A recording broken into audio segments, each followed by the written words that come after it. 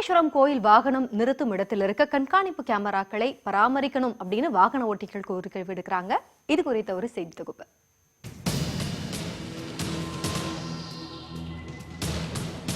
ராமேஸ்வரம் ராமநாத சுவாமி திருக்கோவிலுக்கு India முழுவதிலும் இருந்து ஆயிரக்கணக்கான பக்தர்கள் வருகை தருகின்றனர். மார்கழி மாதம் என்பதால் ஐயப்ப பக்தர்களின் எண்ணிக்கையும் தற்போது அதிகரித்துள்ளது. பக்தர்கள் வரும் வாகனங்களை நிறுத்துவதற்கு கோவில் நிர்வாகம் சார்பில் இடம் ஒதுக்கப்பட்டுள்ளது. அப்படி நிறுத்தப்படும் வாகனங்களின் கண்ணாடிகள் அடிக்கடி உடைக்கப்பட்டு பொருட்களும் பணமும் திருடு போவதாக பக்தர்கள் குற்றம் சாட்டுகின்றனர். பாத்ரூம் போகலான்னு போனோம்.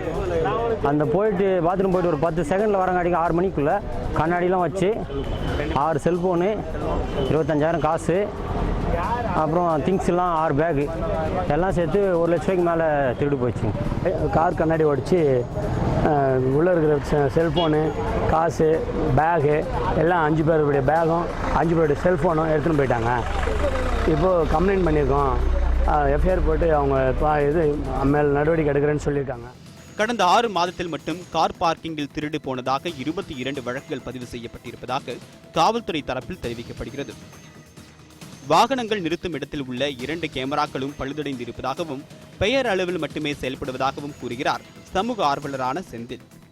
பார்க்கிங்ல என்ன நடக்குதுன்னு கண்காணிக்கிறதுக்கு சிசிடிவி கேமராக்கள் பொறுத்துறதா சொல்றாங்கன்னா எந்த கேமராவும் வேலை செய்யறது கிடையாது. பொதுவாக ராமேஸ்வரம் முழுவதும் பார்த்தா காவல்துறையால் வைத்திருக்கக்கூடிய எந்த கேமராக்களும் வேலை செய்வது கிடையாது. அதுபோல தொடர்ந்து குற்றங்கள் பெருகி கொண்டே இருக்கு. ராமேஸ்வரம் ஒரு கிரைம் சிட்டியாக இன்னைக்கு மாறிக்கிட்டே இருக்கு. காவலர்கள் கட்டணம் வசூலிக்கும் ஊழியர்கள் இருந்தும் திருட்டுச் சம்பவங்கள் தொடர்கதையாகி வருகிறது.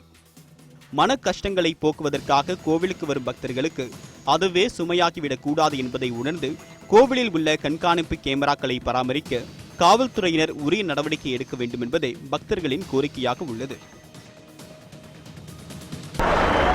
10 நிமிடங்களில் பல லட்சம் ரூபாயை கொள்ளையடிக்கும் கொள்ளையர்களை கண்டுபிடிக்கவும், ராமேஸ்வரம் கார் பார்க்கிங்கில் கொள்ளை சம்பவத்தை தடுப்பதற்கும் இந்த பகுதியில் கண்காணிப்பு கேமராவும், கோவில் கார் பார்க்கிங்கில் போதிய பாதுகாவலரையும் நியமிக்க வேண்டும் என்பதே வாகன ஓட்டிகள் மற்றும் சமூக ஆர்வலர்களின் கோரிக்கையாக உள்ளது.